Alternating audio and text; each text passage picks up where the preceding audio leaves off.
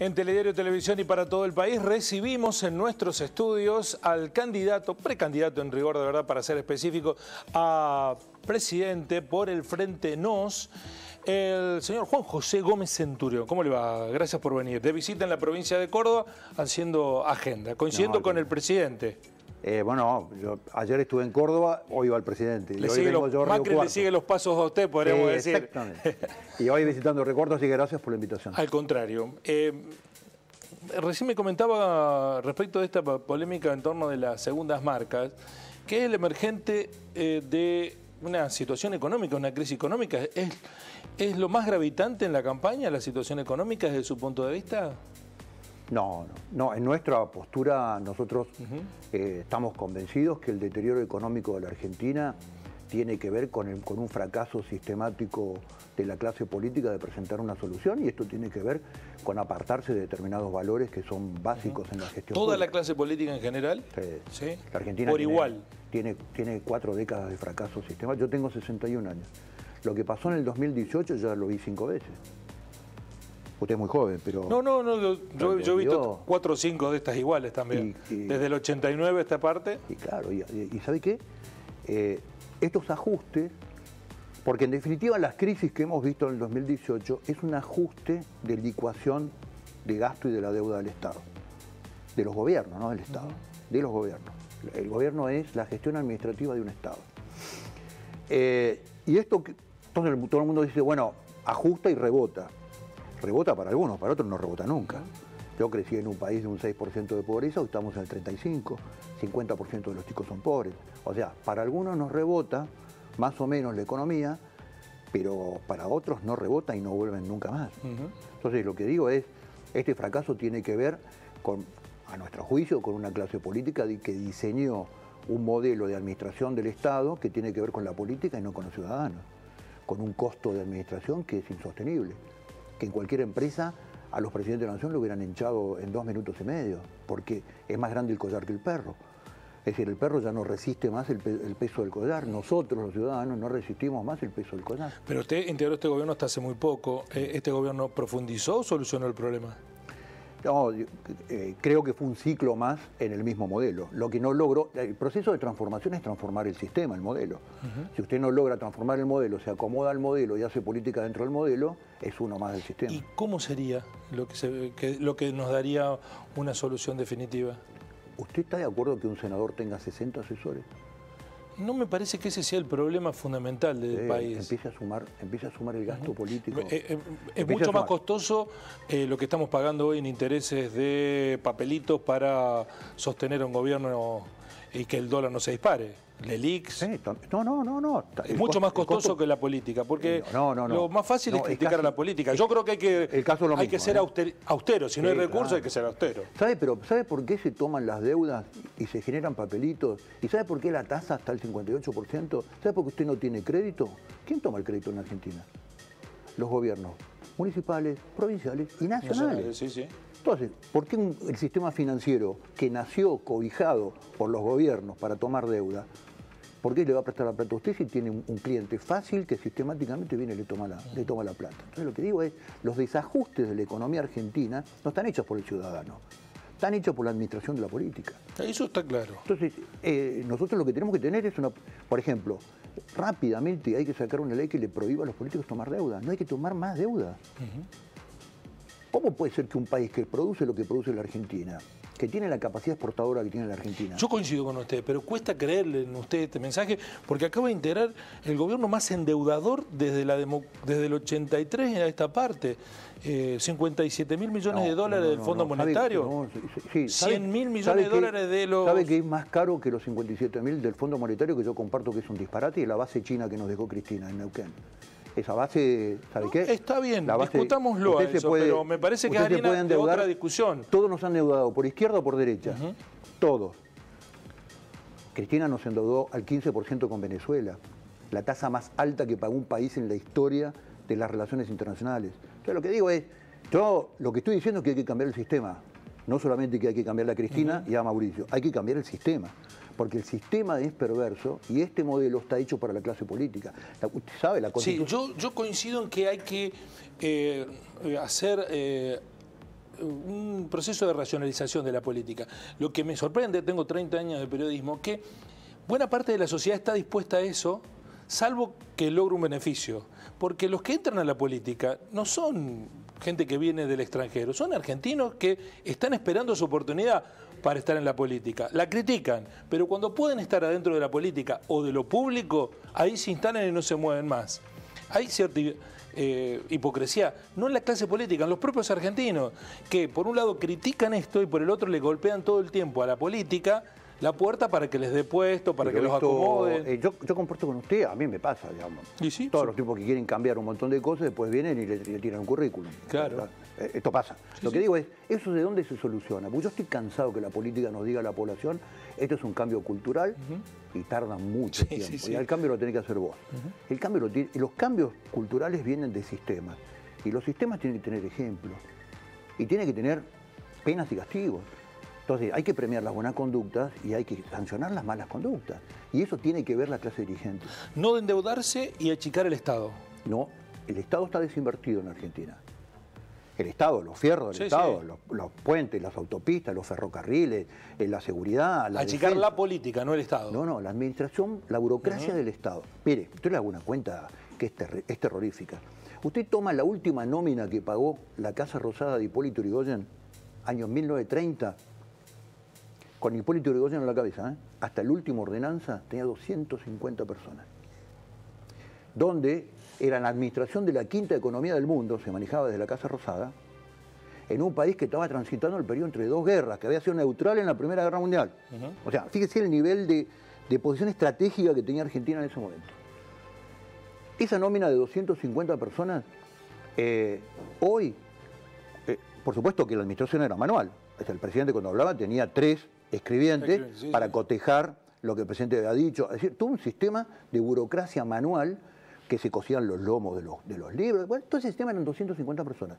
Hoy, con computadoras, con trolls, con internet, con big data, con todo esto, con la jefatura de gabinete incluida en la Casa Rosada, son 2.100 personas, no entran en la Casa Rosada. O sea, hay algo que está mal, que los argentinos tenemos que decir, esto no se maneja así. Vuelvo a repetir, es más grande el collar que el perro, no resistimos más el collar. Entonces, ¿eso qué es lo que genera? Una carga impositiva de 162 impuestos. En la Argentina no se puede trabajar por el impuesto, no se puede producir por el impuesto y no se puede dar trabajo por la carga impositiva que usted tiene. Entonces, hay que sacarle... Mire, su abuelo, el estado de su abuelo era este estado que estábamos describiendo, que tenía una educación pública laica y obligatoria, que era modelo de América y que sacó el analfabetismo antes que Europa, atención médica de altísimo nivel de pública, de calidad, seguridad interna, correo, justicia, defensa, relaciones exteriores. ¿Sabe cuánto le salía a su abuelo? El 25% de sus ingresos. Usted labura desde el 1 de enero hasta el 31 de julio para pagar impuestos. Sí, ¿es la carga impositiva un problema? Digo, porque, por ejemplo, la carga laboral de Alemania es mayor que la de Argentina. Y Alemania no tiene problemas para crecer por eso. Noruega, Suecia, tienen mayor carga impositiva y no tienen problema para... El tema es qué se hace con los impuestos. No. La carga impositiva nuestra hoy es del 52%. Del 25% de nuestros abuelos pasó al 52%. La carga impositiva promedio en Europa del ciudadano es 30%. Entonces yo lo que le digo es, en Alemania un obrero no paga impuesto a las ganancias, porque el salario es retribución y es salario y no es ganancia. Se ha instalado también como eje de campaña un defensor de la vida, es pro vida, está en contra del aborto. ¿Cree que ese es un eje fundamental para decidir a las personas que no gobiernan? Sí, señor. ¿Y los que piensan distinto? Tienen opciones políticas y es más, creo que somos la única opción pura pro vida. Desde la candidatura a presidente y vice, que me acompaña Cynthia Houghton como precandidata a vicepresidente, hasta el último concejal de la provincia de Buenos Aires, donde venimos en lista entera, o de la provincia de Santa Fe. Ahora, lo que nosotros decimos es, somos la única opción pro vida, y la gente que cree y que ha demostrado el año pasado, en el 2018, que salió a la calle en forma masiva con la ley del aborto, tiene su oportunidad de expresarse por primera vez en un espacio político que expresa un pensamiento en valores. ¿Usted cree que es mayoría la Argentina que piensa así? Vamos a verlo. Yo no sé si... Porque también fue muy importante el movimiento verde. Sí. Pero a la hora de la toma de decisión en la manifestación pública, en la calle, sobre la temática en la votación del Senado, la ola celeste fue impresionante. ¿Por qué cree que es tan importante ser pro vida? Se lo pregunto porque hago una inferencia. Usted estuvo en una guerra, ¿no? Fue exmilitar. No sé si mató a alguien o no lo mató. Sí, a muchos. Bueno, pero ¿no es una contradicción ser pro vida y ir a una guerra y matar personas? ¿Sabe que es una pregunta muy inteligente y es el primer periodista que me la hace, de todo el país? Y yo le digo, no, es al revés, exactamente al revés. Usted en la guerra combate contra un hombre que está entrenado, que está preparado, que es igual que usted y que está armado y que a usted lo va a matar. Es una vida, al fin de cuentas, también. Déjame terminar. Sí, sí, sí. No hay cosa más indefensa, incapaz de defenderse y más dependiente de la defensa del adulto que un niño por nacer. Con lo cual es la oposición. Lo que hemos visto en la muerte, sabemos del valor de la vida, muchísimo más de lo que no vieron el valor de la muerte. ¿Usted cree que ahí hay una discusión de valores morales o científica? Porque al fin de cuentas es los que promueven la despenalización del aborto dicen, bueno, acá no hay vida. Mientras que los que tienen convicciones, creencias, dicen lo contrario. No, ¿es científica la discusión? Es absolutamente científica, demostrada. Empieza por la lógica formal. Es imposible creer que el embarazo de la mujer termine en una jirafa. Muéstrame científicamente dos jirafas, dos seres que no hayan sido humanos, que hayan nacido de un embarazo femenino, y vamos a tener un dato científico. Científicamente, cada vez que hay un embrión, adentro del vientre de una madre hay un ser humano. O sea, empezando por la lógica formal. O sea, es una discusión que es absolutamente comprobadamente científica, que la vida empieza en el momento de la concepción, que tiene un ADN distinto, que tiene huellas digitales, que tiene todas las identificaciones de una vida distinta de la de la madre. Y ahí empieza, además, esto tiene rango constitucional, digamos, ¿no? Es ley en Argentina. Entonces, cuando en la Argentina discutimos las ILE, que son estas leyes provinciales que nacen con un fallo de la Corte Suprema de Justicia sobre un caso particular y específico, cuando dicen ILE, no es ni interrupción, porque no tiene una interrupción que se prende y se apaga y no se prende nunca más. No es legal porque la Constitución reconoce la vida a partir del momento de la concepción. Ahora, una sociedad evolucionada, ¿no debiera darle la posibilidad de que cada uno decida libremente de tomar la medida que quiera? El que quiera respetar comisiones como las que usted plantea, que las respete, pero también que otros tengan la posibilidad de disponer de su cuerpo como cada uno quiera. Si fuera su cuerpo, sí. Las lolas son el cuerpo. Pero otro ser humano distinto, con un ADN distinto, una identidad absolutamente distinta, es otro ser. Matar a otro ser es un delito igual que matar a su abuelo. Entonces también podemos elegir por la vida de los abuelos. Entonces la pregunta absurda, porque hay cosas que por ahí son para nosotros son tan evidentes que hay que demostrarlas por el absurdo. Pues no ponemos una ley de matarlo al año, al chico. Si es lindo lo dejamos vivir, si es feo lo matamos al año. Es más, sería... Porque además, fíjese que usted al año le daría la posibilidad al bebé de su única posibilidad de defensa. ¿Sabe cuál es la posibilidad de defensa de su bebé? De un bebé, hacerse querer. Usted al año por lo menos le daría la posibilidad de hacerse querer y que no lo maten. Matándolo en el vientre no le da ninguna chance. El nacimiento no garantiza que una persona sea afectivamente bien recibida. Le da la chance. Sí, le da la chance, pero no lo garantiza, ¿no? En el vientre no le da ninguna chance. Ni siquiera la tenencia de recursos. Hay gente con disponibilidad de recursos que tienen sus hijos y no los quieren. En el vientre no le da ninguna chance. Los cambios de tema para plantearle respecto del rol de Argentina en la defensa de Malvinas. Leí por ahí que usted le ofreció a José Luis Espert una especie de competencia interna para definir candidatos y que usted empatiza con Espert. No. En términos económicos, ¿leí mal o no? No. Yo lo que sí creo que nosotros podríamos haber competido en las PASO generando un espacio político con muchas diferencias, pero también con puntos de encuentro. Sí. Por ejemplo, las diferencias están sobre Malvinas, lo escuché a Espert que dice, bueno, perdimos la guerra, ya está. No, Espert tiene un concepto de la soberanía nacional totalmente distinto al mío, tiene un concepto sobre la nación totalmente distinto al mío, tiene un concepto del aborto totalmente distinto al mío, tiene un concepto económico absolutamente distinto al mío. Yo creo en el rol del Estado, él no cree en el Estado, es un desarmador del Estado, digamos, ¿no? ¿Tenemos? Entonces no se parecen en nada. No, a ver, sí creemos que hay que ordenar la economía, que sí creemos que hay que achicar el gasto. Metodológicamente hay muchas cosas en las que estamos de acuerdo y podría haber armado un espacio político. ¿Le parece que estamos defendiendo la soberanía de Malvinas? No, hace 40 años. A ver, lo que usted requiere en una disputa diplomática con un país como Gran Bretaña es una estrategia diplomática. Que sea probamos con la seducción, los ositos y esas cosas y no funcionó. No, pero peor todavía. Esto arranca antes. En el 83, la gestión de Dante Caputo como canciller ofreció un acuerdo con la Unión Soviética para instalar sondas submarinas en el Atlántico Sur. No prosperó. Después vino la estrategia de seducción con los ositos Winnie Pooh y las relaciones carnales. Y de ahí pasamos, sin escala, a hacer las relaciones carnales con Irán, pasando por Venezuela. Eso no es una estrategia. Las relaciones exteriores son una política de Estado, no una política de gobierno. Con lo cual, la Argentina en el mundo no es creíble todavía en términos de decir, cambian los gobiernos y estos pibes arrancan para el norte y después arrancan para el sur. Con lo cual, lo que hay que desarrollar es una estrategia en el tiempo de carácter diplomática que tenga un acuerdo en los sectores más importantes de la Argentina. ¿Sabe cuál es el problema hoy de un acuerdo de esa naturaleza? No hay partidos. Usted para hacer un acuerdo político requiere garantes. Y no hay partidos. Cuando lo acusan de levantarse contra la democracia, de haber acompañado a Aldo Rico, bueno, de hecho el actual ministro de Defensa dijo que fue un episodio chiquito de la historia. ¿Esto es así? Sí. Fue más chiquito de lo que contaron los medios. Mire, cuando el presidente Alfonsín descubrió que lo habían engañado con Semana Santa, ¿sabe lo que hizo? Tomó el helicóptero y se fue a vernos, que era lo único que nosotros pedíamos, era hablar con el comandante en jefe de las Fuerzas Armadas, que es el presidente de la Nación. Y cuando fui a hablar... ¿Fue sedición eso? No, fue una cuestión interna, nunca salimos de un cuartel. Fue, mire, Semana Santa reúne dos... ¿No fue amenazada la democracia? No, nunca jamás.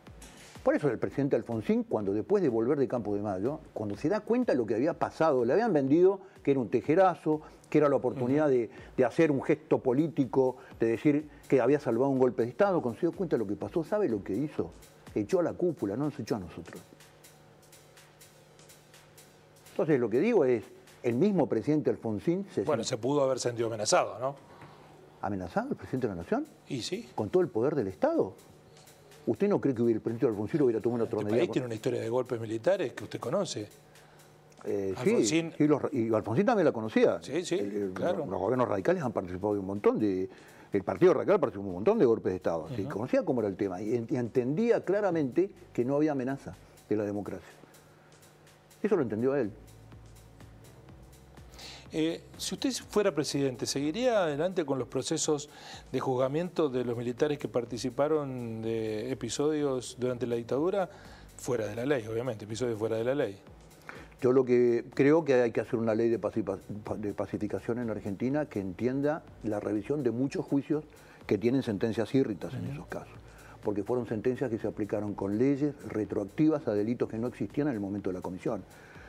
Que hay sentencias dadas con acuerdos de testigos, hay sentencias dadas con testigos falsos, hay un montón de sentencias que son de naturaleza írrita. Y además, creo que cumplido... ¿La ley de pacificación es indultos? No, el indulto conmuta la pena. No, yo no estoy hablando de eso, estoy hablando de sentencias írritas. ¿Dejar de juzgar a los que todavía no terminaron de juzgarse? Las sentencias puestas que sean sentencias írritas. Por ejemplo, usted no puede... Hay más de 800 casos de militares que murieron en prisión preventiva. Adentro, sin tener una causa en desarrollo. Usted no puede tener una prevención preventiva a un hombre de 80 años esperando una causa. Bueno, hoy hay mucha gente así. Bueno, no lo puede hacer. Civiles. Yo lo digo, ¿a qué se dedica la Secretaría de Derechos Humanos? ¿A quién defiende la Secretaría de Derechos Humanos? Hoy pareciera que a nadie. A nadie. Bueno, llegamos a la misma conclusión. Pareciera que a nadie. ¿A quién molestó que lo mandaron a D'Alessio a investigarlo? A todo el mundo. Yo soy sumamente molesto, evidentemente. Sí, el otro día fui a declarar con el juez Ramos Padilla a Dolores y la verdad que me di cuenta que tenía una causa muy estudiada, muy profesional, con muchísima información que a mí me dejó realmente sorprendido, ¿no? ¿Qué le sorprendió de eso? Me sorprendió, yo ya sabía que existía, pero no tenía datos ciertos, una mafia de inteligencia part-time, de personal tercerizado que trabaja a veces para funcionarios, a veces para el delito y a veces para el Estado. Y la verdad que es una cosa espantosa que a 36 años de democracia no hayamos solucionado el tema de los servicios de inteligencia. Mire, hay como... Lo están usando, digo, algunos políticos Sí, bueno, lo pero están ahí, usando. fíjese que ahí hay un cinismo fenomenal, ¿no? Por un lado, todo lo políticamente correcto se abstiene de hablar de la temática de inteligencia. Por ejemplo, el Ministerio de Seguridad hace 4 años que no nombra el director de inteligencia criminal. El narcotráfico se combate con inteligencia criminal. Conocer a las bandas, saber quiénes son, identificar a las personas, vincular los delitos. Por un lado, el Estado formalmente desconoce que exista un modelo de inteligencia y por otro lado, en forma subrepticia, funcionarios, y ya le digo, trabajando alternativamente para el delito, para el Estado y para funcionarios, existe una red de inteligencia que trabaja part-time. Para usted entonces está trabajando bien, Ramos Padilla, no está sesgado. No, yo no puedo analizar, no estoy en condiciones de analizar toda la causa. Lo que yo vi en el esquema de la investigación es lo que a mí tenía, que realmente había un trabajo muy profesional. Le agradezco mucho ya participado del reportaje. Una última pregunta, ¿cómo se rompe lo que parece que muchos medios están alimentando, que es la polarización, con esta idea del voto útil? ¿Cómo se hace? La gente lo va a romper. La gente. Lo que se llama, en el mundo hay un proceso del grito del silencio, que ya pasó en Europa, que pasó en Estados Unidos, que pasó en Brasil, en donde la gente en forma oculta, subrepticia, en el cuarto oscuro, colocando un voto, le da un grito de alerta a lo políticamente correcto, al establecido, al establishment. Eso va a pasar. A veces peor el remedio que la enfermedad, ¿no? A veces, no siempre. No siempre. No. Digo por lo de Brasil. ¿Por qué dice usted? ¿Usted es brasilero para opinar sobre Bolsonaro? No, lo escucho, con solo escucharlo, verlo actuar. ¿Por qué? Bueno, ahora está defendiendo a su hijo, a quien nombró embajador en los Estados Unidos. Son medidas de gobierno, digamos, que pueden ser malas o pueden ser buenas. Eso es nepotismo, acá, en sí, la China, en todos lados. Sí, seguramente. Pero, digamos... Es xenofóbico. Pero, ¿xenofóbico? Sí. ¿Por qué? Bolsonaro no le gustan los extranjeros. Homofóbico, no le gustan los homosexuales. No, yo creo que hay una caracterización del personaje que hace la política correcta sobre eso, el establishment, el modelo culturoso correcto, con lo mismo hicieron con Trump. Ahora el redneck americano que le defiende su trabajo lo vota Trump. Mire, en Brasil hasta las comunidades gay lo votaron a Bolsonaro.